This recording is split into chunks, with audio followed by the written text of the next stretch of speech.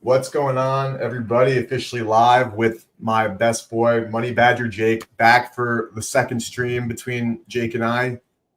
The 14-game MLB slate. Actually, another game got rained out earlier, so we got a 13-game MLB slate. Boston, Seattle is going on, so we will give you guys some live updates if anything fun goes on there.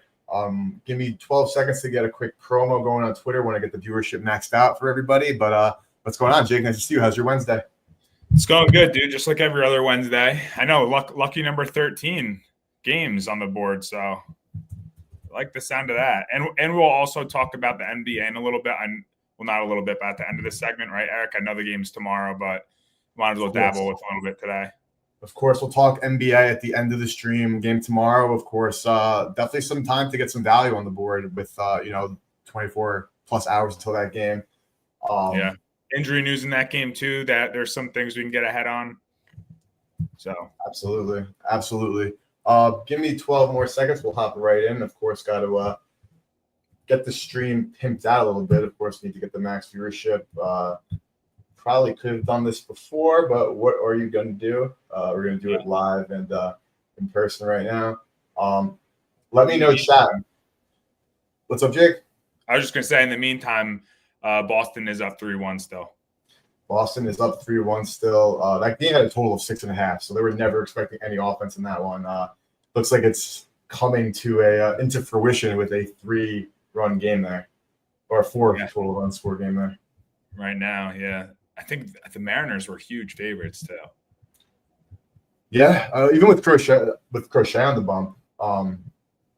Interesting. And Crochet looked like he dealt. I'm playing him in fantasy this week.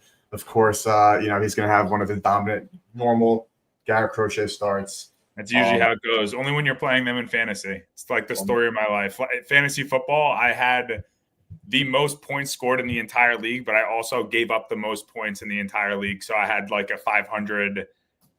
I had my record was around 500, but I had the best offense. I just had the worst luck. Everyone had their best games against me. I feel like it happens every single year. That's what I'm facing right now, bro. I'm 5-7, but I have only the 5th most points in the league, so not that drastic. But I have the most points against in the league right now, and that is absolutely hampering me. And you do like some sort of wild card format where, like in most of my leagues, it'll be the top 2 teams in each conference, and then it will be the next 2 teams that have the highest points, just so like if you do get shafted and just have bad luck like that, you still get into the playoffs and you have a chance. Or is it just strictly seeding? We're doing strictly seeding, which is mad annoying, and we wanted to vote for like the extra win if you like beat the average of the league that week. Didn't end up getting voted in, and now I'm struggling looking at not the best situation, but we got weeks left. My team's hot, and I think now we're ready, Jake. Let's talk some ball. Let's talk some ball. We got a bunch of games like we mentioned. I have plays. Jake has plays. We're going to start out at the nation's capital, Washington, D.C., hosting the Rockies. I've been betting the unders on these games, the first 2 games of the series, just because these are absolutely 2 dead under teams normally. And what happens, as you know, of course, both those 2 games fly over. Game 1, I got screwed. Not necessarily screwed, but, needed to get 3 outs, blew it in the 9th, and then I honestly don't even know what happened. I look at the score, it's like 2-1. I come back to my phone, it's like 10-2 Colorado. But Jake, talk to me about this game from a holistic viewpoint. I'll pull up Mr. James Wood here just so we can get a little bit of a picture of the game. Pitching for both sides, we have Mitchell Parker and Marquez. Okay. So talk to me about your handicap here because you have the best bet here. Yeah, I have a bet. I took Colorado's team total over 4.5. I got that at plus 114 on DraftKings. It's really a fade of Mitchell Parker. His splits are not in his favor. He's much worse at home and at night, and he's been very bad in the last month and a half, I'd say. In May, he allowed an opponent batting average of 304, and that was versus Seattle, Atlanta twice, St. Louis, Cincinnati when they weren't hitting. So it's not like he was seeing any world beaters there. And then in June now, in the couple games he started here in this month, he's still allowing a 268 opponent batting average. We know he's not going to get any help from his bullpen. It's ranked 29th in batting average allowed. And they have 6 relievers that went 20-plus pitches over the last 2 days. So that bullpen is kind of taxed on top of being absolutely terrible. And Colorado, they've had their struggles with the bats. We know that very well. They've set the record for being the worst team like to start a season ever.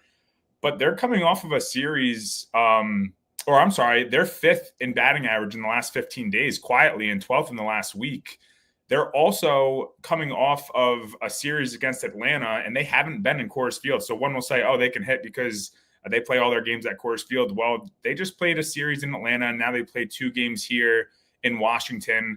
In Atlanta, they put up 15 runs in 3 games, so they averaged 5 runs per game in that series. And now they've already put up 16 in the last 2 games versus Washington.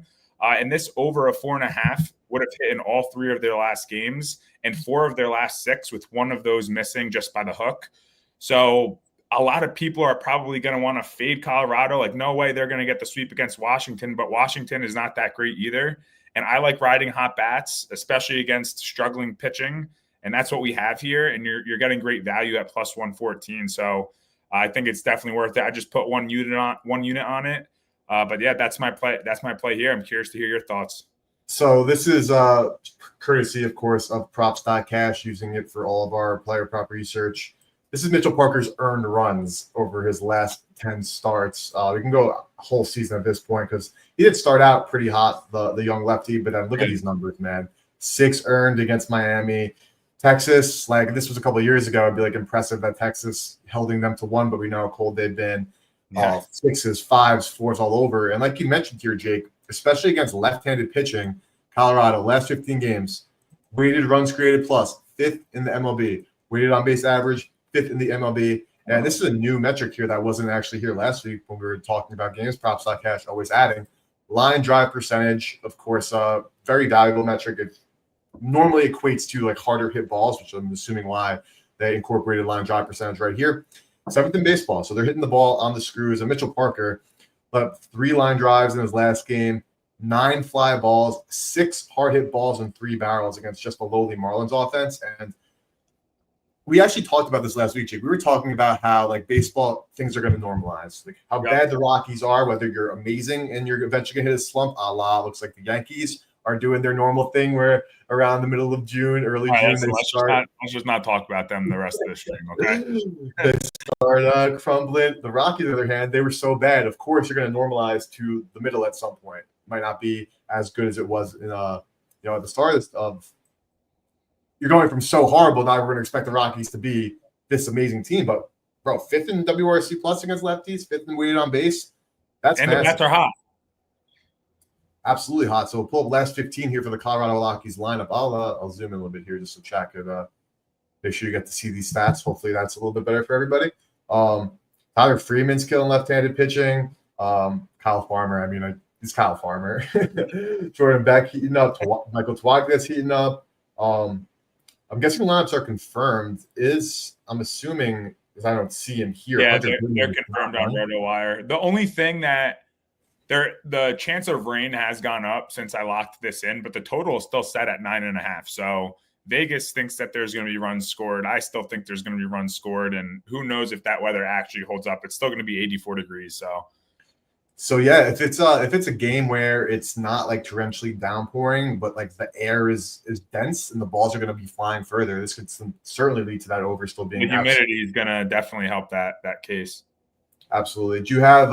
I know we talked about this last week, and just to for any new viewers, appreciate you guys hopping in, but just want to confirm, Jake, when you're mostly targeting games or you're looking at certain games, you're targeting pitchers. Of course, you're looking at how the offense they're doing, but have you looked at any like Rocky hitter that you think is going to be the one to do some damage on Parker, or more so just he's so bad that's why with the team total because you're just expecting all of Colorado to have their way with Mitchell Parker? Yeah, I didn't really look at BVP at all in this game, just especially because the Nationals bullpen is so bad too that it was just, you said earlier, it was a holistic view from my point. I didn't feel like I had to look into like the nooks and crannies of what player props can I find an edge in. I actually do have a player prop later today, so I'll get into that, and I'm curious to see what the props.cash data has to say. But no, nothing crazy right now. I mean, I can give the lineup a quick look. The lineup also wasn't 100% confirmed this morning when I locked this in. So Yeah, didn't really look much into it. Also, there's not much. This is why I didn't look into it. There's not much data on it. The sample size is small. Mitchell Parker's only seen this entire lineup 32. There's been 32 at bats. He hasn't pitched bad versus them, but it's also not that hard to have a good day versus Colorado, especially when they're not hitting the ball. So take that with a grain of salt. Yeah, because they played a series in Coors earlier, but looking at head-to-head data for Parker, he did not pitch in that series. So nothing to go by there. Of course, always a grain of salt when you're pitching in Coors Field. But looking at props.cash projections here, they're projecting 2.75 earned runs allowed for Mitchell Parker. So slightly based on the line. The line was even odds, so that's probably some good expected value there based on props.cash's projections on the earned runs. But they're not expecting Mitchell Parker to like have a shutdown game. 5.1 hits allowed, walks. They're projected more walks. So they are expecting base runners. Props.cash is expecting some earned runs. So I think props. The data is backing up that props.cash shows, and now you're got to rely on the Rockies continuing to be hot. And at this point, like you mentioned earlier, I think a lot of people will be looking at this and being like, okay, like the Rockies are finally due to suck. But it's like, no, why? They're in their stride. They hit their stride. Yeah. And it's against the Nationals. It's against a bad starting pitcher, a bad bullpen, a bullpen that is taxed. They need Mitchell Parker to go pretty deep into this game. I mean, I think they have a day off tomorrow, but regardless, like it's not like they have all the options in the bullpen that they want, so they need him to go far in. And if he has to go 5-6 innings, it just helps my case of the Rockies eventually getting to him, because I don't like his splits, and I do like what the Rockies have been doing. So, and if they even had everybody healthy, it doesn't really mean anything for the Nationals. They're almost the worst bullpen in the entire league. So, absolutely. Let's go to another game. This is a game you and I both have opinions on sides. We're going to be looking at Diamondbacks in Toronto. We have Eduardo Rodriguez, who's pitching for the Diamondbacks. He so far this season has had an up and down year, as you can see by this hit rate chart. This is for earned runs allowed. So coming off good starts against Cincinnati and Seattle, which again you could somewhat debate how impressive that is, considering how those two teams can get really, really cold at the plate, especially Seattle recently. Some absolute blow-up starts like against the Mets, which they are a good baseball team. Dodgers, of course, are the Dodgers. But I'm going to let you start, Jay, because I think we do have we're going to end up like kind of coming together, even though we're looking at this game not differently from like a side perspective, but we have different ways of attacking this one. So talk to me about where you're headed here. I took Toronto on the run line, -1.5 at +180. I put 0.75 units on there just because there's great value. I don't like Eduardo Rodriguez, and I do like the Toronto bats. So that's first things first. I know they're struggling a little bit in these last few games, but I think there's no better spot for them to bounce back than at home versus a bad pitcher. Eric Lauer is also on the mound for Toronto, who is this like reliever turned somewhat starter. He has gone 4+ innings in 4 of his last 7 starts and 3+ innings in 6 of his last 7. And he's been absolutely lights out in this entire season, whether he was coming into relief, whether he was starting games. He's been great. He's only allowing a 178 OBA to lefties and a 164 OBA to righties. And even if he doesn't go too deep into this game, Toronto's bullpen is very good and very available. Arizona bats have not been great lately. They're 19th in the last 15 days, and they're 22nd in the last week. So they really haven't been hitting either. And this total is set at 9. I know that you're on an over-under, right? I'm on the over. I took over. Yeah, so the over being 9 is showing that Vegas is expecting runs. So I'm happy to lay the 1.5 at a great price at +180. Obviously, if this total was at like 7, I don't like laying a 1.5 on a low total where there's not many runs expected. But if it's at 8, 9, 10, I'm going to take the 1.5. If I lose if they win by 1 and I lose a quarter or 3/4 of a unit, so be it. But I'm going to take that risk at +180 for them to win by 2. I'm not going to doubt it. I see where you're coming from here. Arizona, like we're looking at these numbers, which to me is just like crazy because last year they were the lefty murderers, demolishers. Lefties were having nightmares about their lineup. Absolutely. And now, even though we're looking at relatively, same lineup, like of course they added, Josh Naylor as a left-on-left guy, Tim Tawa as a young guy. But overall, we're not looking at really like a much different lineup. But against left-handed pitching, they're atrocious. And maybe this goes back to what we're talking about. We're talking about like over the course of a season, like if a team is really hot in the beginning of the year, of course you're going to have to expect regression at some point. But it does also carry over from year over year as well. And we're seeing that with the Diamondbacks against left-handed pitching. But I took the over. I got 8.5 minus 120. Props.cash is, of course, a player prop platform, so they don't do a lot in terms of game line. So I don't have the odds up in front of me of what it's currently sitting at. But of course, if anyone wants to pull it up really quick while you're talking, yeah, please do. Let me know if there's been any movement in that capacity. But I'm with you on the way you're viewing Eduardo Rodriguez. So, of course, you're laying the 1.5 and this Arizona bullpen, which if anybody's literally seen any Diamondback game this year, you know that at any point in time, they are susceptible to getting absolutely smoked. And we're talking about Eduardo Rodriguez, who was looking at his outs numbers this year, like, again, coming off a great outing, but consistently going under 16.5 outs. He's not going deep into ball games, and that's giving the bullpen way too much leash, and this Arizona bullpen is exactly what you want to target when you're looking at an over. I was on the over last night. I got a 9. Fortunate with that push on that walk-off home run, so I'm going right back to the well here. I don't expect Rodriguez to go deep, and yes, the Diamondbacks have really been struggling against left-handed pitching, and maybe I am catching a falling knife here a little bit by trying to, hope they right the ship. But all things considered, the Diamondbacks are a dead over team. The Blue Jays have been so much better than my expectations this year, and a lot of that has come from their lineup. Let's go at least looking at this year, like Bo Bichette's finally a little bit back to form. Vladdy's not really hitting the tanks like we're used to, but he's still smashing the ball. I mean, and he's due, and we know it's going to come eventually. So the fact that they're hitting so well and some of their studs aren't producing, it's only a matter of time. You can get over 9 on FanDuel for about even money. The line actually dropped on most books to 8.5 though, around 5:45, so like 30 minutes ago. But it's super juiced. Minus 120, minus 123 on DraftKings, minus 120 on Caesars. So dropped. I still like the 9 honestly at even money.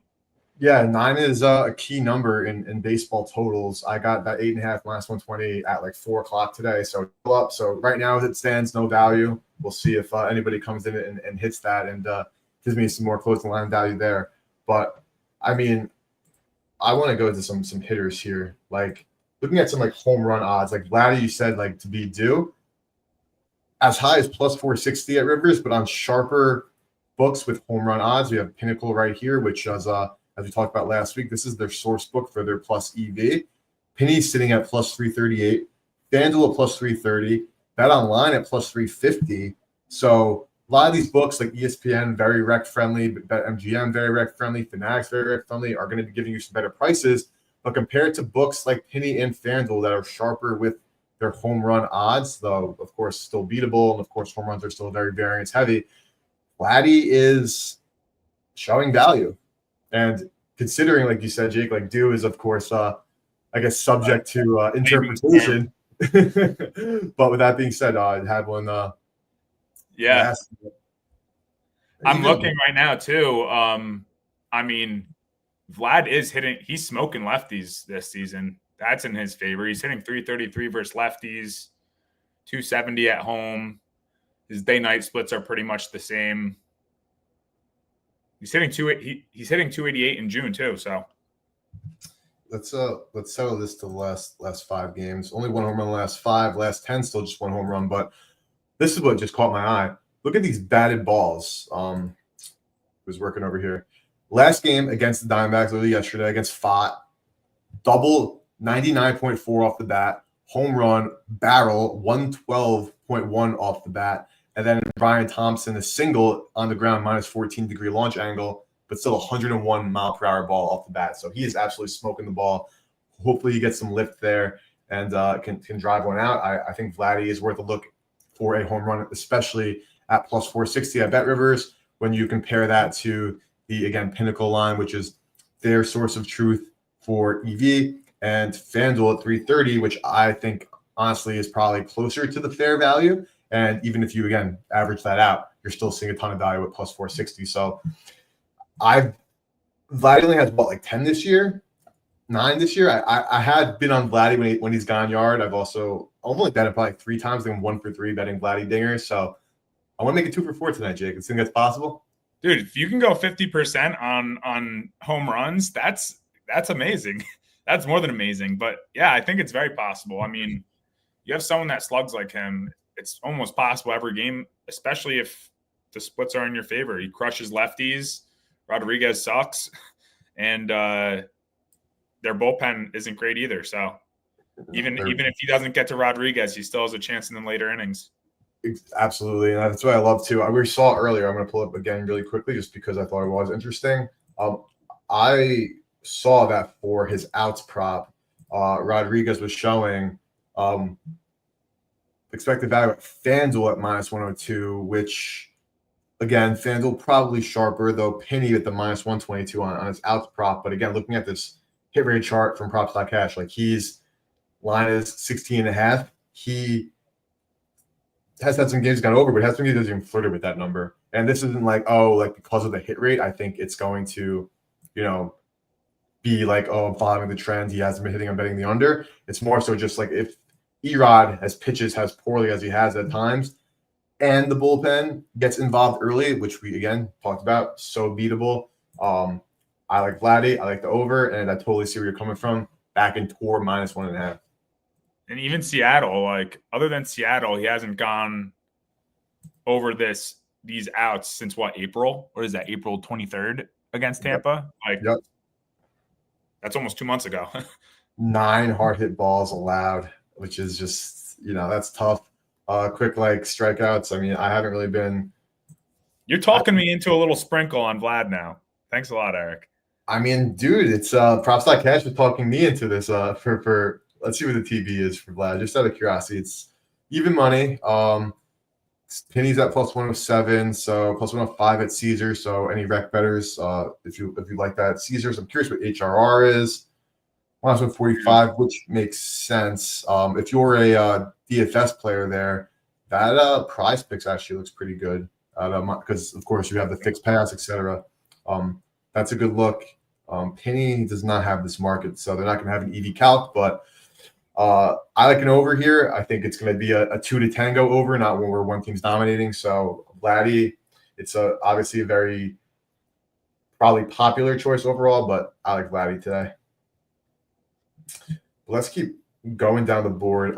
We both have other games, but we do want to talk about honestly as many games as possible. And of course, we're going to end with the NBA. Again, in chat, let us know if any games you want us to go over, but we're going to make our way through most of them. We'll quickly go to your homeboys, the Yankees, Angels. Yankees cannot score a run if you paid them. They have you are paying them. They're getting a lot of money. They're getting a shit ton of money, and they can't do anything with it.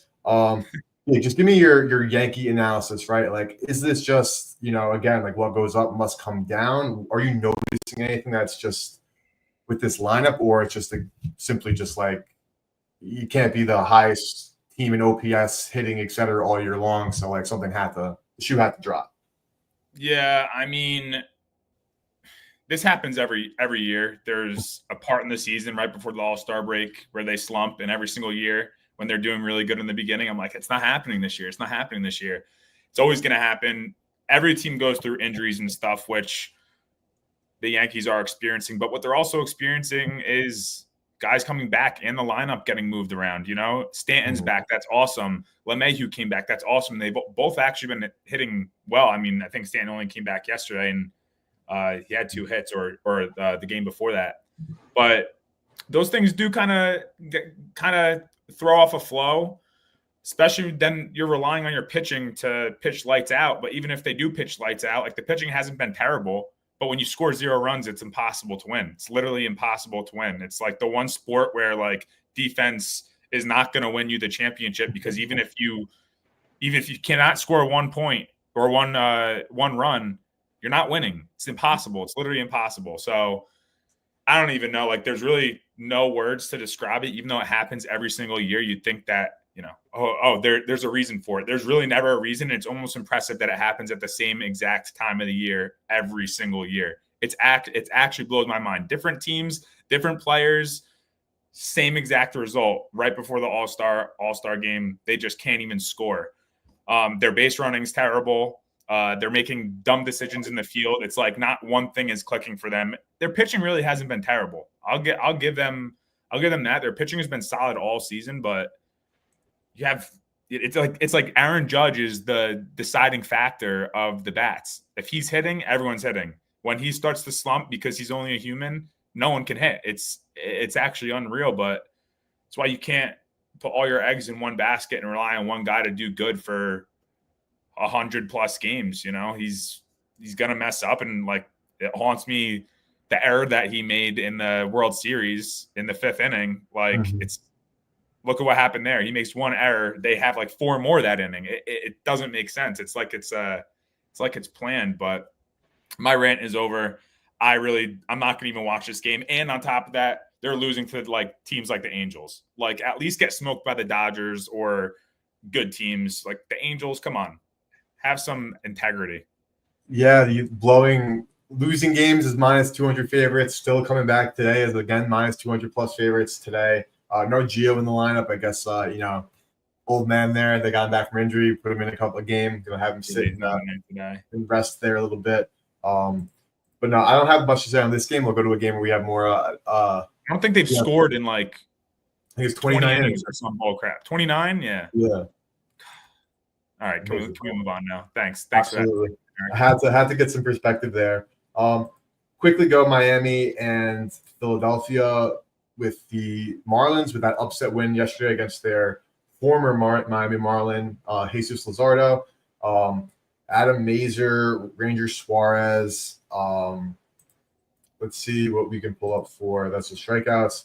Yeah, I actually looked at this game a little bit too. It's just Ranger Suarez didn't really like his numbers, but then he's like absolutely lights out versus lefties. But we know Miami has no lefties in their lineup. He's allowing like a 233 OBA to righties, which it's like that's pretty good.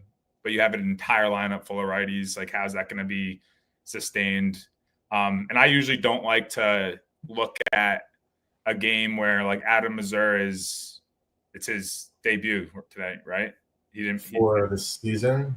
Yeah, for the season. I know he pitched last year, but he didn't even get that many innings in last year, I don't think. He only saw like 133 at bats last year and really didn't do well. But it's a new season. So I just there were so many games on the slate. I just stayed away from like any debuts or really bad weather. Yeah, no need to dive into those when you don't have anything to look at there. This is also a game that I didn't really pay a lot of attention to, didn't see a lot of value, and kind of just left it out there. So let's go to a game that I actually have a play in. We're going to go to Baltimore, Tampa Bay.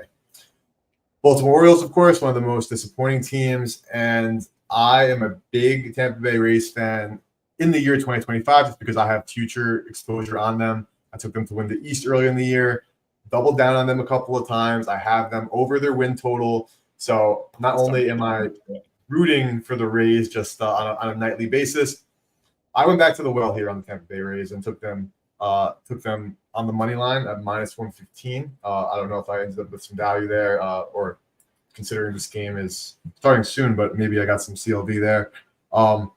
Taj Bradley going, as well as let's pull up. I forgot who. Trevor Rogers, who is called up recently from the Orioles.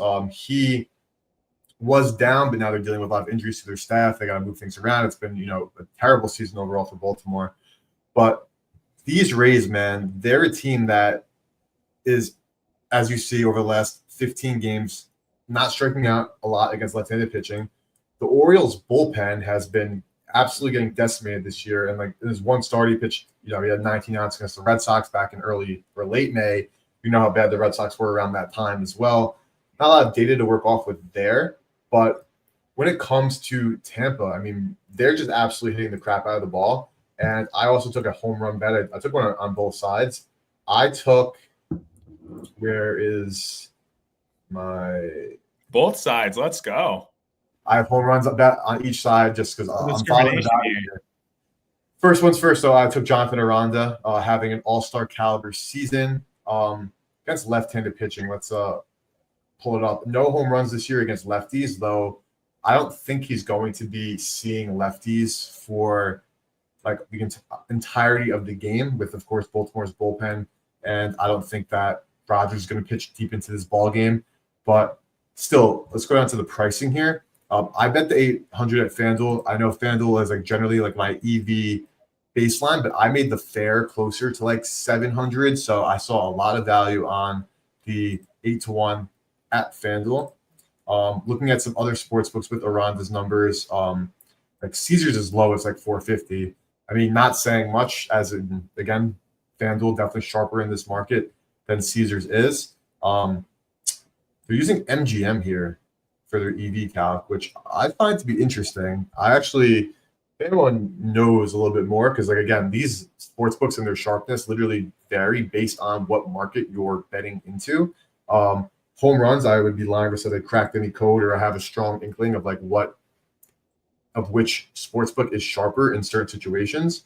But let's see what Props is looking at. So Props is expecting a big day from Miranda. Not expecting a home run, but I think that's more so to do with, again, like the fact that at least his first at bat is going to be against a left-handed pitcher, which he has no home runs against this season. But I feel like that's not something to, write off entirely. Go back to we're on around this page here. Looking at just total hits. We have it filtered against left-handed pitching. Where's this? Let's see. You got a hit in this game, but was it against the lefty? No. Yeah, it was against Anthony Venziano. That was just a single. Another single. So some soft contact. I understand why the price is what it is, considering like he really is struggling in the power department against lefties. Like his isolated power, that's terrible. Like, yeah, it's red because red is indicating that it's bad. Shout out to props.cash for the easy to read interface, but that is a really low number for isolated power. But again, in the Rays ballpark, it's a ballpark where contact type hitters can really see a lot of balls fly out. This is one that you're not gonna be looking at your hit rates for, because again, we're going to be seeing a goose egg for Aranda against left-handed pitching. But I took a flyer on him to hit his first home run against potentially a lefty, but also the Orioles bullpen does not scare me whatsoever. And see if we can get some hitting conditions over here. Let's see if they're pulling up. Props doesn't have. Is blowing out in this game too. Nothing crazy, but I think 6 to 10 mile per hour winds maybe. Okay. So again, lefty on lefty matchup. Aranda not from your eye is not looking like the best overall matchup, but I'm going with the expected value that I saw with FanDuel, and I bet the over. That's why he's plus 800 too, though. It's worth it to take risks. It's like if he was plus 140, you'd probably like screw that, but plus 800, it's worth the chance for a guy who rakes. I'll take it, though. It's, again, a tougher matchup. But that's, again, like you said, this is a price play. It's not a hit rate back, gut feeling, etc. This is price. And the other person I took to go yard, here I actually ended up getting some good value here because this was 8-1. So now we're seeing Fanatics showing expected value at plus 740. MGM is a source of truth at 625. I got it at 8-1 at FanDuel, which is now sitting at plus 630. Mr. Ryan O'Hearn against right-handed pitching. Not a massive home run hitter. Actually, not necessarily true. I mean, this year overall, O'Hearn has 10 dingers, which pretty solid. Not everyone's gonna be Aaron Judge with 26 plus dingers this far into the season. Against righties, all 10 of his home runs are coming against righties. We know the Rays' pen is great, and they are very good with moving their or I should say managing the game and getting the right pitchers into the right situations against the right hitters. Against Taj Bradley, does have a home run. Again, very, very small sample size, but 4 hits and 9 at-bats, 440 isolated power, which is massive. And then in general, against right-handed pitching this year, a a 219 ISO, which is solid. And again, in the Rays Park is a park where the ball can fly. It's a situation where you don't have to barrel up a baseball to see one get over, or I should go over. Taj Bradley is a pitcher who I'll pull up here who does struggle with fly balls. And see if we have any. He also has no strikeouts against Bradley, which is really good. That means he sees him well, 9 at-bats, no strikeouts. That's very good. Absolutely. Hopefully now it's not the regression game where he's going to be swinging and missing all over the place. Bradley, let's see, 3 swinging strikeouts his last game. He averages 3.6 swinging strikeouts. He does good stuff. I'm a big Taj Bradley fan overall. I want to see if his fastball, he has 9 home runs against that fastball, so that's where he's really getting hit is on his fastball. Let's see. I want to see, actually, I'll go back real quick, back to the home run, because this is an amazing feature in Props Cash. It's showing you how they do against the pitch mix, which is, of course, very important for betting on hitters to do well. 6 of his 10 home runs have come against heaters, a very low 4.3% whiff rate, very low 11.5% K rate. So maybe Taj might be a little bit scared and could be trying to pitch around him because he knows he has a number a little bit. But O'Hearn, I got some value, which is always nice to see some line value there. But at the 740 at Fanatics, if you have an account there, I still see this as a good play. I like the O'Hearn home run, and 740 is still I'm still seeing expected value there. Yeah, I like it too. O'Hearn against righties, 320 batting average. He's crushing it away, 321 batting average. Those all line up pretty well for you. Let's see it happen. I also took the Rays money line, and that is again more so just I'm betting the better team in my opinion at -115. You have again a pitcher in Rogers who is very likely to could be a situation where he hasn't pitched a lot this year, so he comes in, he's pretty fresh, has a great start, or it could be a situation where he is coming up from AAA. He's pitching in a minor league ballpark, and you have a hot as hell Rays team that he's running into. So I'm a big fan of Tampa Bay today. I wouldn't mind if O'Hearn gets one across the board for the Orioles tonight. So that's my spiel on Baltimore, Tampa Bay. Give me the Rays, give me O'Hearn, and give me an Aranda shocker hitting his first one off the lefty this game. And Caesars is the only one with -115. DK put it at 119, FanDuel 118, ESPN bet 120. So yeah, I got it at, I'll just give you exact time, ESPN at 415. I get the -115. So that went up 10 cents. Okay. It's -120 on ESPN now. So very nice. So we'll see how that shakes out. But let's keep chugging along here. We got a couple games we want to talk about still. We also want to talk about the NBA Finals. For that game is tomorrow, but of course we're interested.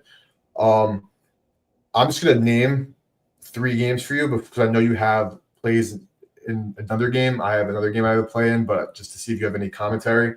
Anything you want to discuss in Minnesota versus Cincinnati, New York versus Atlanta, or St. Louis, Chicago White Sox? So Minnesota, Cincinnati, St. Louis, Chicago, both heavy rains, like 90% rain. So I didn't even look at those. What was the other one? The Mets and Braves. Mets Braves. Yeah, we could talk about Mets Braves. I didn't look much into that either. 40% chance of rain as well, but yeah, Blackburn and Sale on the mound, so I have no problem having it today a little bit. Chris Sale back on his BS from last year, absolutely back to cooking. The Mets, as good as they are and as high on them as I am preseason and have given me no signs to be downing them throughout the course of this year so far. Of course, the Braves still have their number. We see them blow the lead in the bottom of the 8th. I was on the under last night, and we needed 1 strike to clear that bases, but Marcell Ozuna had different plans. Ended up losing 5-4 for that under 8.5. That ended up losing on a walk-off sac fly, unfortunately for me. But, Jake, when you have a situation like I was kind of just talking about Trevor Rogers, who's now coming back, who hasn't pitched. Yeah. Blackburn has been pitching, but it's been in a little bit of a smaller capacity. Like he came out in a relief appearance against Tampa Bay just to kind of get his feet wet. are these spots where, and again, I know it ends, there's such a situational thing to it. It's not as simple as like, one situation, you bet it. There's a lot of factors involved. Yeah. I guess generally speaking, though, are you looking to fade back or just stay away? If anything, I would lean Braves here just because the sample size that Blackburn does have, like, came out great start versus the Dodgers. I think went 5 innings, no earned runs. It's pretty good. But then he saw Colorado in Coors, which I get it, but it was still Colorado when their bats weren't doing well, and he gave up 3 earned.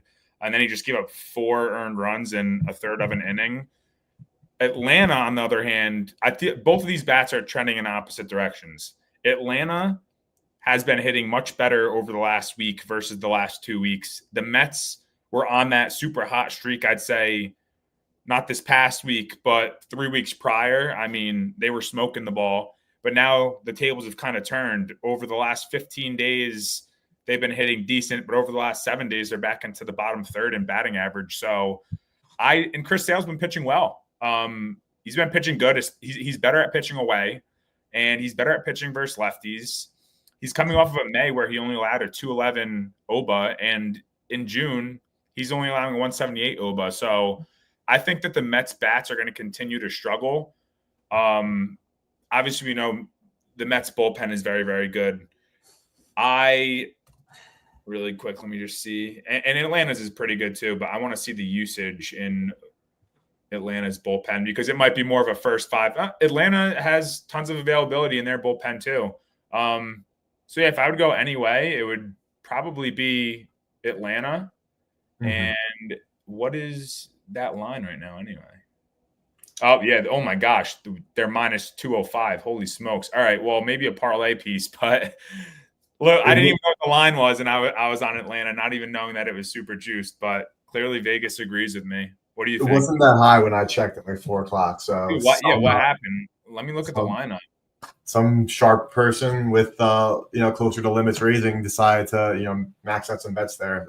Just thinking how I was thinking. That's how it's probably gonna be a lock. But actually, so I posted it to the Discord earlier because I took the Boston Seattle Nerfy and I parlayed it because it was juiced with the Pittsburgh Detroit Nerfy, which that game got postponed, right? So never mind. It won't even matter. I was gonna say throw it in as a parlay piece if you want, but that's why I didn't look at it. not much value there for me, honestly. No, absolutely understood. And we were talking about Atlanta getting hot, and I think we can all know the reason why, and that is this man, Ronald Acuna Jr., coming back and being on absolute demon time coming back. And this is again, just some like food for thought, like baseball wise, right? Like coming into this year, you knew Acuna was going to be hurt, got hurt last year. The Braves, of course, disappointing end overall to the season, but a team that, 2 years ago was literally the best offense in baseball. Then they couldn't hit last year, even though they're missing some pieces. Again, this year, the market general perception is they're going to be a 90-win, just as good baseball team.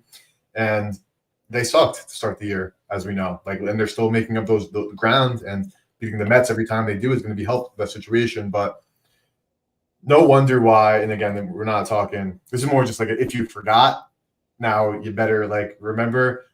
This man is an MVP for a reason, man. Ronald Acuna Jr.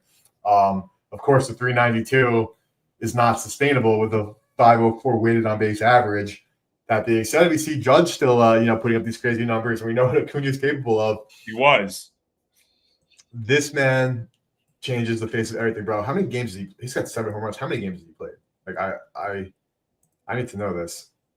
Let's see. I gotta pull it up. Want to know what's weird too in this game? Yes, tell me. The money line is minus 205. The spread is plus 105. If you take Atlanta minus 1.5, you're getting plus EV. They also have the Mets team total at 3.5. These Mets bats that have been so hot, it's set at 3.5 at minus 105. So it's interesting. It's interesting because of course the over is not even juiced. The under is juiced minus 120 for under 3.5. Damn. Yeah, and the over, the Braves team total over is set at 4.5 at minus 125. So still have Sale on the bump. So of course that's gonna, and Sale after the slow start to the season has been absolutely heating up. Yeah, he's been hot. Again, 7 home runs and 95 plate appearances for Ronnie, though. I mean, what an animal, bro. What an absolute animal. Let's keep going. Describe it. Let's keep going. Bro, he's different. I really quickly want to just look at this game for 1 second, just because I want to give Jacob Misirowski his flowers. If you guys did not watch his debut, he's an absolute stud. Absolute stud. He left the first game with a little bit, he like twisted his ankle, but he did not allow a hit in that game, if I'm not mistaken. No hits. He was walking guys, but again, he's got this wild style. Faced 18 batters through 81 pitches. Would not have left that game if he didn't have to. 5 swinging strikeouts, which is absolutely nuts. Let's see if we can see it. Average fastball velo, 98.7, and an average breaking ball spin rate of 2,454.6, which is great. And actually, this spin rate on the fastball is pretty crazy as well, considering he does have like a sinker. He's like a 4-seam sinker kind of guy. 54% of his pitches are that fastball, 17 whiff percentage. He does throw this off speed very infrequently, but did have a great success with it, with that whiff percentage. Breaking pitch still working. Of course, he has to get those walks down a little bit, but this kid has all the makings of a ace. And obviously, I'm not saying that from one start. We're talking like pedigree, we're talking velocity, we're talking pitch mix, we're talking stature. Milwaukee, of course, a team that does a really good job of developing pitching talent as well. And this kid's the real deal. I saw earlier before his first start, shout out to Corby on Twitter, absolute professional gambler, hell of a guy as well. Prior to Misirowski's first start, he was hyping him up big time, came out and did what he did. And if you just watched him pitch, if you haven't, go on YouTube after this stream real quick and just watch him highlights, because this kid, like, you see it right away. Like, this isn't like a glaze, like you have like a Yuri Perez. You watch him pitch for the first time, you're like, okay, this kid's a stallion, like an ace in the making. I think we're looking at the same kind of guy with Misirowski here. Yeah, no, I think he's going to be an absolute stud, and there's still so much room for growth. He walked a couple guys too in that start. I think he walked like four guys, yeah. And he still had a great start. But it's first start, whatever. So shake out the jitters. But yeah, I was super impressed at what he had to do there. And St. Louis bats haven't been terrible all season. It's not like he saw really, really bad bats. So I'm excited to see him develop. Absolutely. Tough matchup against the Chicago Cubs. Taillon on the bump. Not really, Eric. I'll jump in. I'll say, like, the Cubs have not been hitting the ball the last 3-4 weeks. Like, they've actually been relatively bad as of late. So it actually could be a decent matchup for them. We know what they're capable of, though. It's just like the Royals, just like the Mets, just like the Yankees. Like, we know what they're capable of, but they go through these streaks of just not being able to hit anything. It's inevitable to go through some of these slumps. And like you said here, last 15 games, you can have a 224 when Kyle Tucker is only batting 279. Of course, he's one of the best. Still that 15.7% walk rate last 15, because Kyle Tucker is an absolute animal. Did not mean Carson Kelly batting a hefty 107 in the last however many games that sample size was.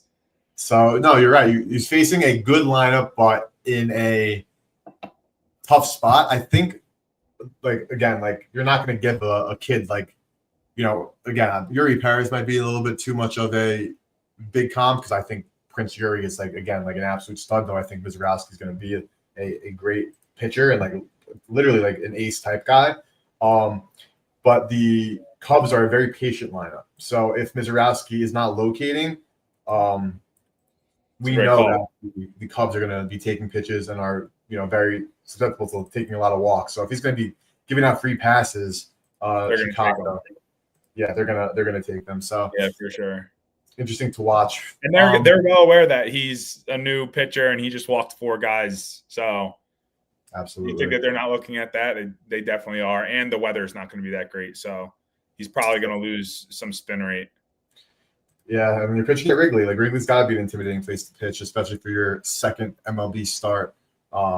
Never fun, but should be a good one. I have no action here, but just wanted to call out Misirowski real quick because I like his stuff. I really do. He high pedigree, and so like that first start, not just glazing the first start numbers. Like you watch the guy pitch, there's a difference like between like you think about that Noah Cameron for like the Royals, no hitter. It's like the eighth his first start, great second start, but it's like okay, like is he really that guy? Like probably not.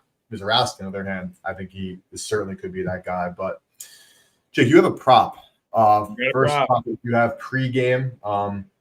Let's go to it. We're talking Guardians, Cleveland, San Francisco. On the bump, Logan Allen for the Guardians, who is a guy I love to fade personally. So what I'm doing about your prop, I want to look at Logan Allen real quick and look at some splits because I think I could probably guess why. I'm going to talk about some of them in 2 seconds here. I took this same exact play yesterday. I took Rafael Devers, 2+ total bases. It cashed yesterday on a second at bat. I also got greedy and sprinkled on him to hit a home run in the worst ballpark, but there was 18-mile-an-hour winds out. It was his debut at San Fran. I don't know. I just felt like he was going to have a day. He did cover the 1.5 over 1.5 total bases. Logan Allen, he struggles away, man. He's allowing a 289 opponent batting average, and he's so bad versus lefties, allowing a 326 opponent batting average this year.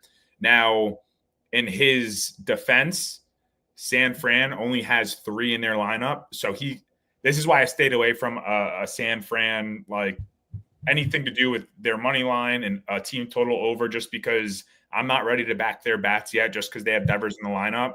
And Logan Allen is significantly better versus righties than lefties, and they're going to have 6 righties in their lineup. But Devers on the left-hand side, I think he's going to get his. Let me see my notes here.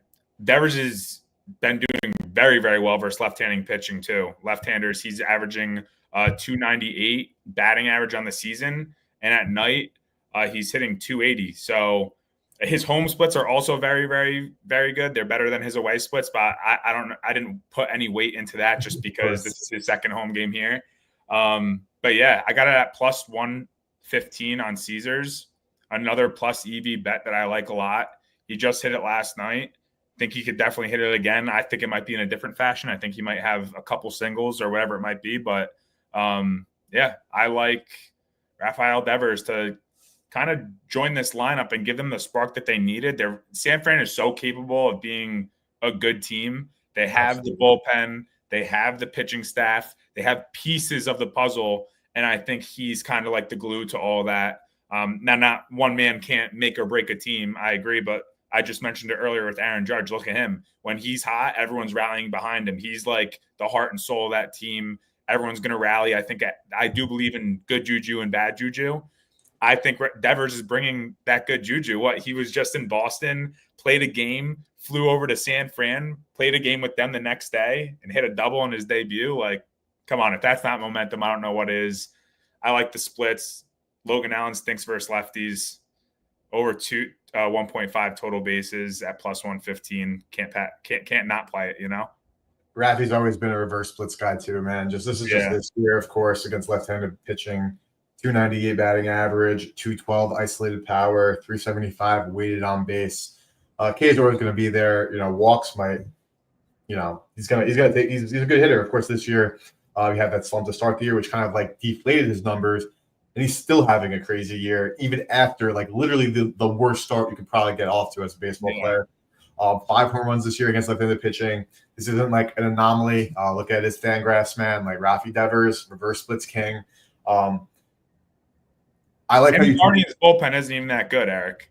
They're ranked 20th. Like they're nothing special.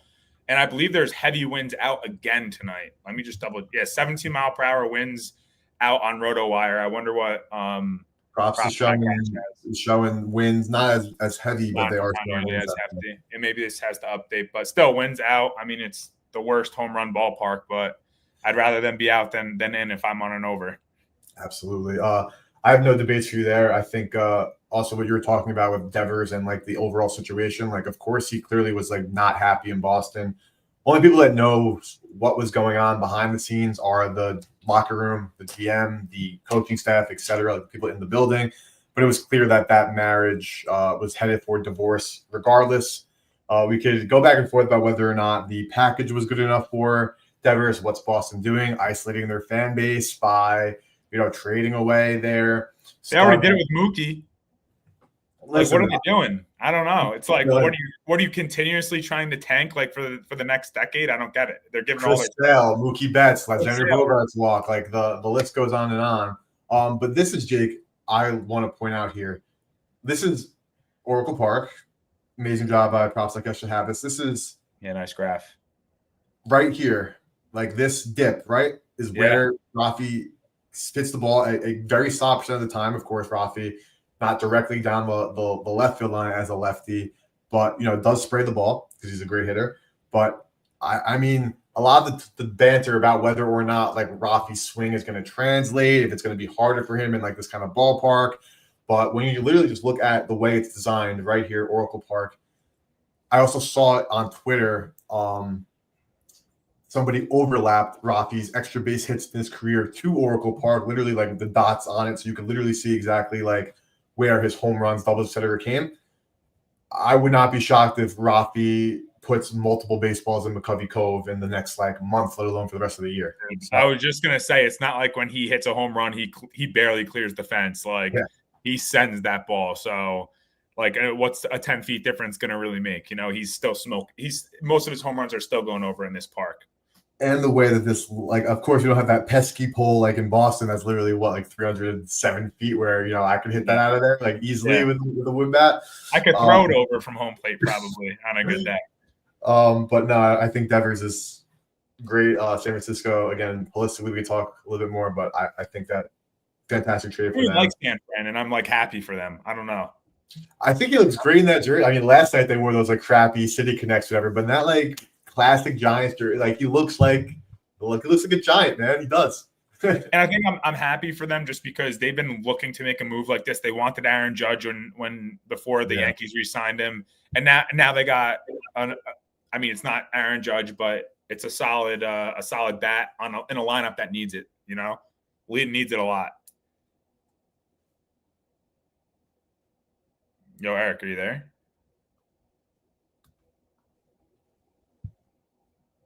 Coming back, quick hiccup. I lost you they were going for Aaron Judge. Oh, okay. Can you hear me? Yeah, I lost you too. I hear you now. We're back. Yep. All right, cool. Yeah, no, I was just saying how Aaron Judge, San Fran wanted Aaron Judge. They didn't get him, and now they kind of got their guy now that could be a long-term dude in a lineup that needs it. Giants have been going after their studs, yeah, and absolutely agree. This lineup, Ramos has been heating up. Obviously, rookie last year. Adames needs to pick his shit up at 132. For real, he's been a disappointment. Again, you're relying on Wilmer Flores. You got still like a Casey Schmitz and Tyler Fitzgerald's in the lineup. Even just Tremsky's, Patrick Bailey, great defensive catcher for whatever that's worth. But you got Chapman back when he gets healthy. Jung Ho Lee is again a sophomore player who was stud, absolute stud. I think he's a great player, still very young as well. Giants have a good thing going on, but you also have to pitch to Adames different now with Devers right behind him. Like that also is going to benefit all the batters around Devers because they're like pitchers aren't going to be able to pitch to the Giants lineup how they have with him in the 3-hole or wherever they decide on keeping him long term. But yeah, when Chapman comes back, we'll see how they mix it up a little bit. But really Adames, man, it's just like it stinks. Last season left. We're not going to the All-Star break, of course. So we'll see. I never thought Adames was like his defense has still been good, but not like saying he was ever like this like him kind of guy. But tough for Willie. Hopefully he turns it around. And they can give the Dodgers run for their money. And we'll see what goes on there. But Jake, let's talk one more MLB game, and then let's talk NBA Finals. This is a game that you have a play in. Houston in Sacramento playing the Athletics. You have pitcher strikeouts. Yeah. Framber, talk to me. What are you looking at here? Yeah, I have Houston -1.5. Got them at even money on Caesars. Love Framber Valdez. All season I've been backing him. I'm going to continue to do it against inconsistent athletic bats.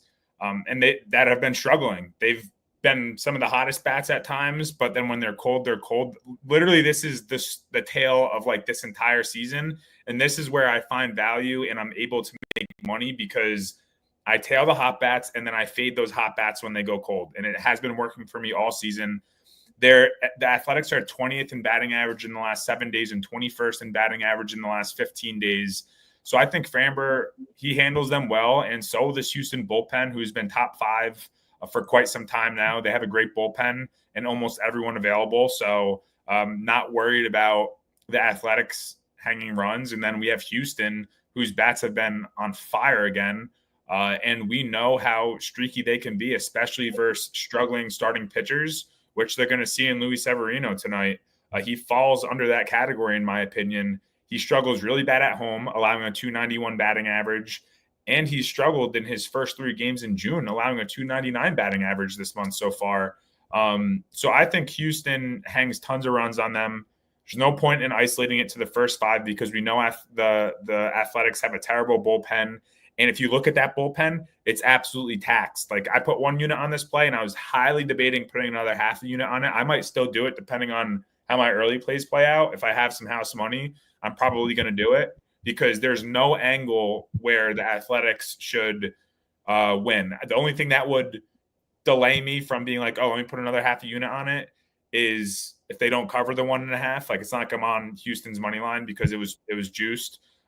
Maybe I'll put Houston's money line in a parlay with like a player prop for the NBA tomorrow or something. I don't know. But that's pretty much why I'm on Houston minus 1.5. I really do like it a lot. It was hard for me to not put that extra half unit on it, but got to bet responsibly. You can't be emotional, So it's a 1 unit play for me. Absolutely. Just doing a quick BVP just because, of course, they play in the same division. But as we know, the A's are always got the young guys going. Rookie Nick Kurtz, Max Muncy, Austin Wims, I guess, has never had a at-bat. Denzel Clark, rookie. Rooker's the only one with anything substantial and not too great against Framber. I had nothing to debate with you here. Framber Valdez is a guy who's like one of my guys, like always has been. Like when Framber Valdez is spinning, and let's literally look at his spin rate on some of his pitches. Like, bro, look at that. 2,927, 23.7 average breaking spin. You saw, again, a little bit of struggle earlier in the season where like he just wasn't getting that spin. But when his off speed is moving with the best of them, like, yeah, he sometimes still struggles with control, but he is like a joy to watch pitch because those balls are dancing out of his hands. And everything you mentioned about the A's doing well against left-handed pitching all season long, honestly, but it's different now when you're pitching against when you're facing Framber Valdez. They also strike out a lot. I think they're top 10 in strikeouts. They're 8th in strikeouts on the season too. So they swing and they miss, Yep, absolutely. And looking at a guy, you want to talk about heating up against the Rays. At this time, Tampa was probably at the beginning of their like a little bit of a hot streak, but he shut them down 9 Ks. Pittsburgh and Chicago, not like, massive pats on the back for dominating, but we're not talking dominate. We're talking 11 and 12 Ks. Like, yeah, he's doing more than what he should in those games. And I feel like people will be like, oh, whatever, he shut out the White Sox and like it's just the White Sox. Like, no, he didn't shut them out. He absolutely shut them out and did exactly what a good ace does: is strike 12 of them out and dominate. Like there's a difference between like getting through that game and dominating that game. They almost lost that game. No, I know they did, but still, he I know. You cannot pin that one on Framber. Absolutely not. No, I mean they had a terrible series against Chicago. Yeah, the White Sox, as bad as they are, not the 2024 version, and they're absolutely not the 2025 Rockies. They're at least a decent baseball club. Showed it there, but I'm with you, and I see why you lay it with the. They have good starting pitching, the White Sox. I know we're not talking about them, but they got some dudes on the rubber this year, and they could be sneaky good in the coming years if they can get a couple more pieces. For sure. And looking at Sevy, this is strikeout numbers not great.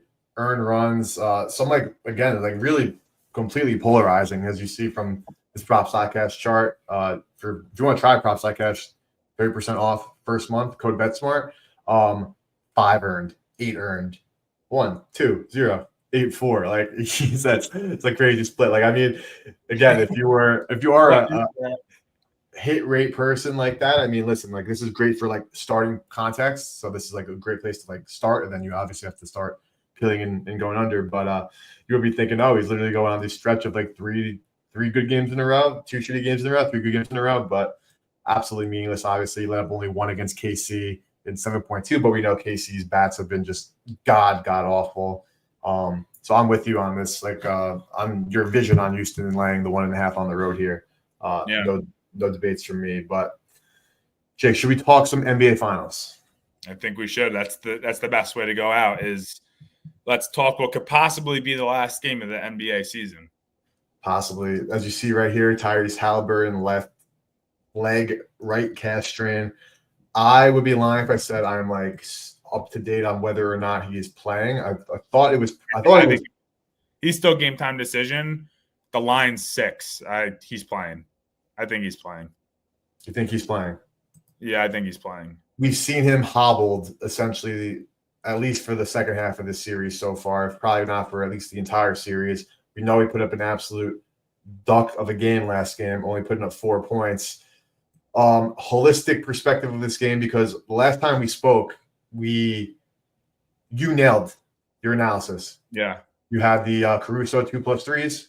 You had the first half money line for the Pacers, both plus money, both relatively sweat free, honestly. Sweat free. Are you seeing this game the same way, where like you like that same like visualization you had of that, or considering now how the stakes have of course absolutely changed at this point, being a full-blown elimination game? Like you had the script in game 2 or game 3, whichever game it was. Do you have the script again, or how are you viewing this one? Dude, I have the script. And here's the thing. Do you know how many average Joes are going to come in and they're going to hammer OKC because they're -6? Halliburton is game time decision. He's playing. You saw him play the rest of the game. He was completely fine. 2 days rest. You're telling me they're not giving him some shots and he's playing.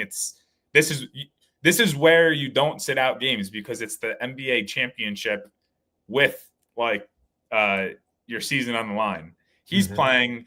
I'm not going to be on a side only because if anything, I would take Indiana. I've been fading OKC away this entire all playoffs ever since the Memphis series, and I've been cashing on every single ticket there. So if anything, I'm taking Indiana +6, +6.5, whatever I can get tomorrow. I won't do it today yet. What I do like, though, is Chet Holmgren double-double. I've been eyeing that up for a hot minute. Pull it up. Yeah, let me see what it's, because I didn't play it yet, but I'm pretty sure it was still at 145 is the best price right now at ESPN Bet. Quick before you go into it, just want to like let people know, of course, these double-double markets exist. Happens less often now, but like still, because again, like you have double-double, so you're technically covered for 10 points and 10 rebounds, or 10 points and 10 assists. But that being said, I'm assuming you're obviously focusing on points/rebounds. So just general game for people, if you're not doing this, which you should be doing, but if you're not, try parlaying 10 and 10. And like you will find in some instances for players, because like yes, you're technically like losing the assist ability, but if that's not even like part of your thought process, you could find better odds by just parlaying 10 and 10, or even in some other cases too. Definitely wouldn't relate to this case. Perhaps has the alt line, so I will take a look. Like right here, it's 7.5. Never mind. But sometimes even if you are isolated, like a player like Luka, right? Like you want triple-double, you don't even have to add points to that. You could just do like the rebounds and assists and still maybe get better odds on double-double, because you're assuming, he's going to score those 10 points. So Jake, take over. We just want to give some game. Doesn't happen as much often because books are always updating, adjusting their prices, etc. But if you're part of your line shopping in this, should be parlaying points and rebounds and seeing if you do get a better price. And that's absolutely correct, especially with Chet, because I think he's going to get a double-double. So I don't think he's getting that with assists. I think he's getting that with points and with rebounds. So definitely shop around. That's why Eric brings up all the lines, all the availability here, because different books will give you different odds. Mm-hmm. ESPN might have double at plus 135, but if you parlay rebounds, 10 points on DK, it might give you plus 150. So it's definitely worth looking around. But I was actually on Chet to double, I think in game 2, and it did not hit. And since then, it was because his usage rate was so much lower. I think in game 1, he played 24 minutes. Let's say, game right? 2, 28. Yeah, are those minutes? Yeah. And Yep. look at the usage rate in the last 3 games. Usage still hasn't been crazy high, but minutes have still been minutes. High. Yeah, go look at his minutes. He's been 34 minutes, 37 minutes, 38 minutes, I think. Yep. And he has doubled in most of those games too. He missed it by a point in the last game. So he had 9 points, 11 rebounds, which is why I like it that much more now, is because he's coming off of a game where it did not hit. Game 4, 14 points, 15 rebounds. Game 3, 20 points, 10 rebounds, double. Game 2, that's when I took it and he did not hit it. 6 rebounds, 15 points. With him playing more minutes, they're clearly seeing success with him playing more minutes. I think he has a very good mismatch, especially on the offensive side. But these teams are playing at such a high rate, and with Indiana not scoring as efficiently as they have through these entire playoffs, it's resulting in more misses. I also think Indiana is not going to keep turning the ball over. If they want to win this game, they're going to emphasize protecting the ball. That will lead to more shot attempts on from Indiana and more rebound attempts for OKC or everyone in general. With that being said, OKC's defense has been lights out too. So I don't think – I haven't seen Indiana play like this, especially in the playoffs, but really all season, where they're – getting worked all the way down to zeros on the shot clock. That does not happen in Indiana offense.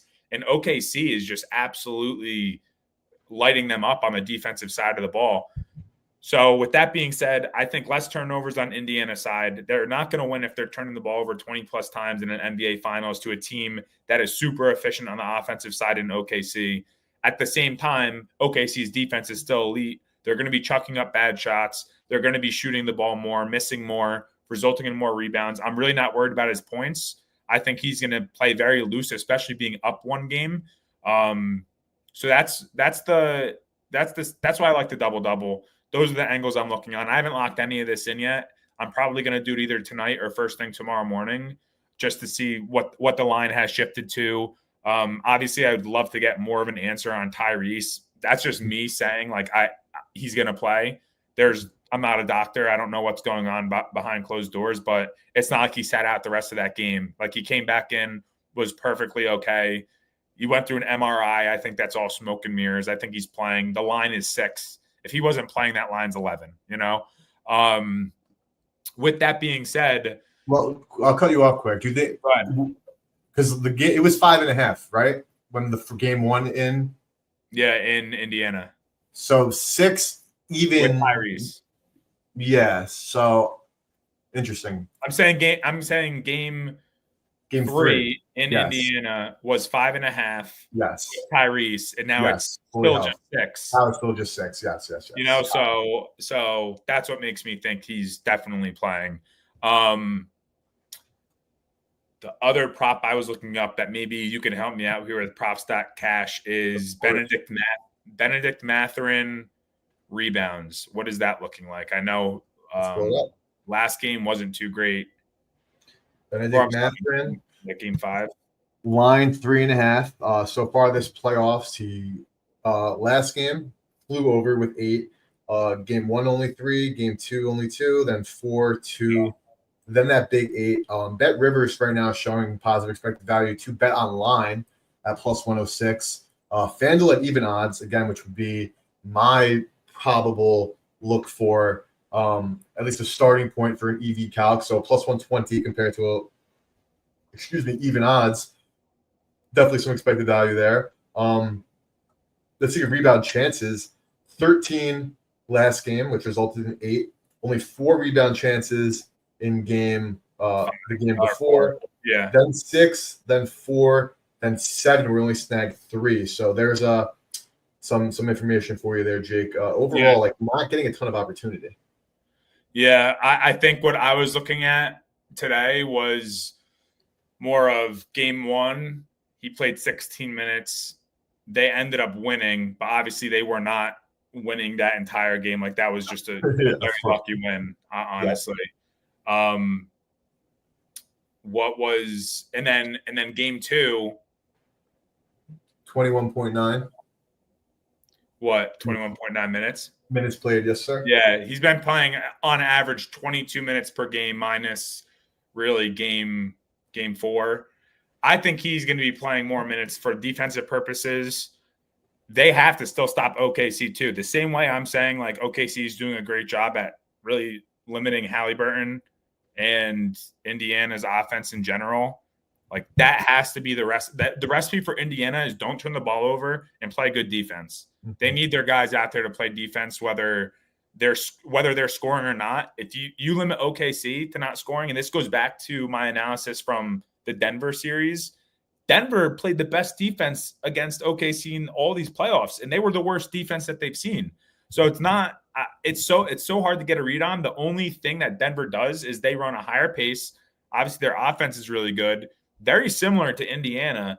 And I was like, is there some sort of correlation where OKC will struggle to score the ball against Indiana as well? It's not like they've really been running up the score. What they had OKC 110 points in game 1. They scored in game 2, 123. Then 107 in game 2, they put up 123. Game 3, they put up 107. Game 4, 111 points. They almost blew that game 2, or they were in the lead for Indiana was in the lead. And then this last game too, there came that moment in the fourth quarter where it was tied, or Indiana was down by 2 or whatever it might be. Now they ended up running away with it at the tail end, but Indiana has enough where they can limit OKC on offense. A lot of it is they rely on SGA, and what they need a freaking 40-point game from Jalen Williams too. He won that game for them. SGA has been phenomenal. He's going to be the MVP if they win. He's the MVP of the league. He's been having quite the season, but 40-point. Jalen Williams and SGA combined for 71 points last game. Yeah. Like, can you limit that? And they still had a chance in that game. Like, if you can limit both of them to like 10 less points each. Jalen Williams, you could definitely get his line. 40 again, but still, SGA is solid for 30 every game probably. SGA's prop right now as it stands, 33.5 juice to the over. Very curious what Prop.Cash's projection is because that's obviously so high. Dude, it's almost like 32.8, so it's not like it's crazy off. Did not mean to click that. Let me pull that back up. But dude, 33.5 points in the playoff game, like player prop. Like I know, like SGA, his prop sits around 30, like on a normal basis. But bro, playoff game, 33.5. That's a lot of points, man. And it's not like again he's crushing the number. But you want to know why he's playing like 40 minutes a game? He's like, you better be. You're trying to win the NBA Finals. You win an MVP. You better be playing 40 minutes a game in the playoffs. Of course. I'm not denying that claim, but like that'll do it. You're the best player on the court, and you've been getting what you want. That line better be at 30, 32, 33. Absolutely. But Indiana can't let him get there if they want to win. Like they gotta limit him. And that's why, going back to the prop, I think Benedict Mathurin's going to be on the floor for defensive purposes. 22 minutes probably isn't going to be enough. I could see him playing 25, 26 minutes. And, there's other guys that have had terrible plus minuses that have been getting much more minutes than him. So, yeah, I don't know. I'll lock things in tomorrow. I'll share them on X. Obviously, I share all my plays in the Discord, but I've been sharing a decent amount on X. It might be the last game of the season, so I might share all my NBA plays on there. So we'll see. Might as well.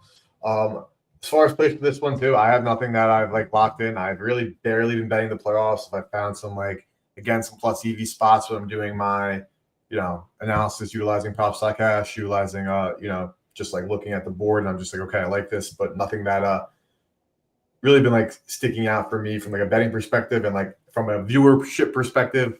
Not a big NBA tuner. Like honestly, Jake, like I'm gonna probably lose some ball knowledge points here. Like I've tuned in for a grand total of 5 minutes this entire this entire NBA final so far. Dude, I mean, you're just missing out on good ball though. I'm being a generational hater. What are you watching? I'm watching the Astros Athletics. I'm watching the Rockies Nationals. I'm watching the Dodgers. No, dude. I am, bro. The boys hate on me. It is what it is. Like it's just. Can you tune in tomorrow at least? Just watch the game tomorrow. If it's close game, fourth quarter, I guarantee you I will tune in. Am I starting from tip off? Absolutely not. Why? Absolutely not. I'd rather watch the Dodgers play the Padres. I'd rather watch the Mariners. I'd rather watch any sort of baseball than a nice upbeat two power offenses running up and down. It's a 3-2 series. Like you're acting like it's a terrible matchup. It's a terrible series. Like the NBA playoffs have been electric. I'm doing it for the bit. I'm doing it for the numbers are down. Like, yeah, I want to be part of that, not tuning in. I'm doing it for the Well, hate to break it to you, your one viewership is not going to make or break the freaking ratings. Not unrelated, but kind of unrelated. I saw on Twitter, it was like somebody tweeted like, Hallie really didn't hit a free throw today. And I bought an ad on Twitter and like somebody like took a picture of that. And it was like generational hater taking out an ad to hate on Tyrese Halliburton. That cracks me the hell up, and that's the kind of vibe I'm on when it comes to the association. I'm not gonna lie to you. You're just, hey, listen, I've been there. I canceled them a while ago, and like I told you, January, February, I was so done with them. I didn't even watch the beginning of the playoffs, the first couple games, and then I ended up tuning in fourth quarters because I was like, oh my gosh, these games are close. Like, and I was hooked. I just saw a lot of good basketball. Bo Bichette went yard though. Oh, of course it's Bo Bichette. It's not Vladdy. Wrong guy. Listen, I mean, I have more significant coin on that over. So solo shot, unfortunately. I mean, he let off the game. I'm assuming he hit a leadoff home run, which is exactly what happened. And they walked Vladdy because they're scared of him. Let's see that pitches. Well, in case you were wondering, the Yankees are already losing to the Angels in the first inning. So. Listen, if the Rays win that baseball game today, they're only 1.5 games back, brother. So watch out for those Tampa Bay Rays. I have them 10-1 to win the AL East, 15-1, and 19-1. I'm a first percentile Tampa Bay Rays. Viewers, please bet responsibly. Don't bet like Eric. That's irresponsible betting, bro. You were drunk at least in one of those bets. One of those bets, you probably had a couple beers in the system. The 15-1. No, okay. The 10-1 was preseason. Yeah, like, literally, like, all right, I'll put the nuts on the table because I bet like their win total over 80.5 preseason was like a full like one of my like I love finding in baseball like one future that I'm just like I know ball. Market doesn't know ball. It's for me that this year was the Tampa Bay Rays to win over 80.5 games. Doing very well so far. A lot of baseball left. TBD. I took the AL East just because at 10-1, which ended up being a bad price because I definitely should wait. And this is also just a general food for thought exercise. Like, of course, you're going to always remember the times where, you bet the Chiefs at 6-1 and they're, 3-1 at the playoffs. You have a great ticket all year long. But like, especially in baseball, you're going to have so many times with all ebbs and flows, like where you can find better pricing on your team and like betting them in March. You're probably not getting, you could literally get better value in September than in March. So like, yeah, that's probably bad. I was drunk when I took the 15-1. I knew it. And then I saw 19-1 the next day, and I was like, if drunk Eric's taking 15-1, sober Eric's taking 19-1, and both have current positive cash out options because good dark market timing. And I have. This is what I'm saying. You just said it yourself. It's so early in the season. I'm like, dude, he's gonna take it again eventually. There's only a matter of time before. If the Yankees keep losing games, I never have to take it again. If the Yankees keep lowering their lead, they were 4.5 games back 4 days ago. Another 2.5 games back. Well, they're not. Then the Yankees aren't going to be consistently terrible. I'm just saying Tampa's also not going to be consistently a powerhouse like this. They're going to go through a little slump, and they're going to be like 12, 13-1 again, and you're going to be like, got to bet them again. I'm going to put 5 extra Exactly. $10. Yeah, I'm gonna put an extra $10 on them. I'm not gonna. I would be happy about it. I could cash out right now my 15 to 1 for like an extra couple bucks, and then just save that as ammo for the next time. And Not roll gonna do that. it into Sliding. another bet in the future. Yeah, no, it's not a bad idea. Maybe I should do that with the Yankees. See, I'm just waiting for the Yankees to finish their little slump here so I could do the same thing as like a nice emotional bet. Like that's betting with my heart right there. I do it with the Dolphins. I do it with the Yankees. I did have the Yankees to win the World Series, and I did not cash out my ticket last year. I have the I was Dodgers like, "You're doing it, Series, man, and it was You're nice. doing it." I had the Padres, and then when they played the Dodgers in the CS, I was like, or the DS, I was like, all right, now it's time to take the Los Angeles Dodgers, and that ended up working out. I hedged the Dodgers to win the series though to like at least make my money back. So whatever, Yeah. but still, the Yankees winning the World Series would have been sweet. Gotta do what you gotta There's do. always this year. There's always this year. There's June always this 18th, brothers. It's June 18th. We have a lot of time to go left. But Jake, absolute pleasure talking ball with you. We're gonna run down the best bets really quickly. Jake's end. Colorado some of these games started. So live markets of course exist. So this game did not start yet because It's delayed, yeah. But Rockies team total 5.5. Jake's on the Blue Jays -1.5. It has started. They're up 1-0. So probably unlikely you can get a better price live, but anything's possible. Devers 2 total bases. That is definitely going to still be around, but that game's starting a little bit later tonight at 9:45 ET. And then Houston -1.5. That is a 10:05 ET, so that's still alive. Orioles game has not started. That's you got 8 minutes for me. I took the Rays money line. I took Jonathan Aranda home run 8-1. O'Hearn home run 8-1. Those prices don't exist. Aranda price still exists. He's never hit a home run off a lefty, but to me, I think that changes today. O'Hearn, I'll pull it up really quickly because I don't want to give out the stale line. If they don't hit a home run in their first at bat, those are gonna go up like crazy. Not that you want to live bet that all the time, but in case someone's watching it in 20 minutes, you might get an even better value. Absolutely. If you want to miss that back to 6:30 on FanDuel, that's honestly like out of my price range. So I hate to be that guy. I obviously want to give you guys actionable stuff like we have. Unfortunately, I wouldn't play this at this point. That's going to wrap it up for us. Jake, I really appreciate you taking the time to hop on. I'll be live again on the BetSmart account tomorrow, utilizing Pick the Odds tool. I'll also be back with Props.cash doing a stream with @KyleJustBets on Friday. Another Pick the Odds stream on Sunday. Jake and I are doing this 6 p.m. every Wednesday, so set those calendars. We'll be going over the MLB slate, and that's all we got because NBA will definitely be over by that time. Last thing to say, if you've been using or looking at what we've been using for player prop research, this is Props.cash. Promo code BetSmart gets you 30% off your first month of Props.cash. It's a fantastic research tool. They have line shopping. They have hit rates. They have all these advanced filters. They have alternate lines. They have, again, all this data is filterable. Like you can change it. So this is games where he has over one hard hit ball. What has he done in those games? You have BVP, weather, full lineup reports, advanced statistics, multiple sports. List goes on and on. Spray charts, weather, literally exactly what's happened in those at bats. So if you really want to get serious about player prop research this upcoming summer with just baseball, and then parlay that into football season, and of course WNBA is happening as well. Props.cash, promo code BetSmart, 30% off. And then if you want to learn more about Props.cash or any other sports betting tool to fill your needs, go to betsmart.co. We have rated and reviewed over 30 different sports betting tools with new reviews going live every single day.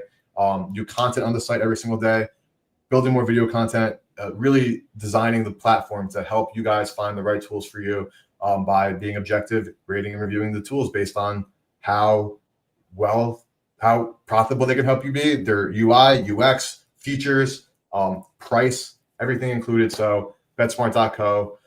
Shout out to Props.cash for the stream. We appreciate you. We love you. Your tool is amazing. Jake, any parting words for the boys? No parting words other than, hey, we're here to beat the books. We try to give you guys a lot of other value other than just our picks on these streams, just because we were all at one point probably watching a stream, trying to learn ourselves. And like now here we are, we've been doing this for years and we've been through a lot of hoops and hurdles where we've made mistakes.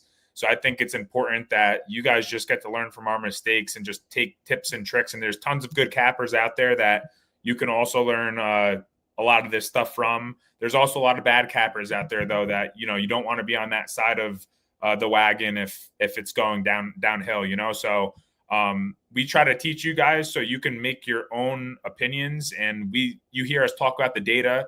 Eric walks through the data on props.cash. So you guys could be like, hey, they didn't mention this team total over, or maybe I like Ryan O'Hearn over total bases. We're not talking about it, but you could see the data here and make your own opinion. So I think that's half the battle here too. Everyone's going to always have different plays, different opinions on things. And that's the beauty of the sports betting, like sport. I like to consider this a sport almost because it's competitive. Everyone plays it different and there's winners and there's losers every single day. So it's really an investment, and we want to bring you guys as much value as possible every Wednesday. I know Eric also does this multiple days of the week. I'm trying to hop on some of those streams when I'm available too, but keep that in mind as well. We're not always only here to just give you our plays and say we're the best and this is why you should tail us. We want to explain why we do like certain plays so you can hear the mindset behind how we find those. And then, eventually, hopefully you're able to evolve your own little systems or obviously we love everyone tuning in and supporting and just making the community bigger than it is right now. But yeah, we try to do everything we can for you guys. So continue to tune in every Wednesday and we'll just get better together, you know? Absolutely. Really well said. And again, tools like props.cash and tools you can find on betsmart.co. Like any questions about how any of them work, any thoughts, comments, concerns, like please DM me on Twitter at SlimeAction or at GoBetSmart. There's something out there for you, and the goal is to help you become better sports bettors. So we appreciate you guys. I'll see you guys tomorrow. Jake and I will see you guys next week, and have a great rest of your night.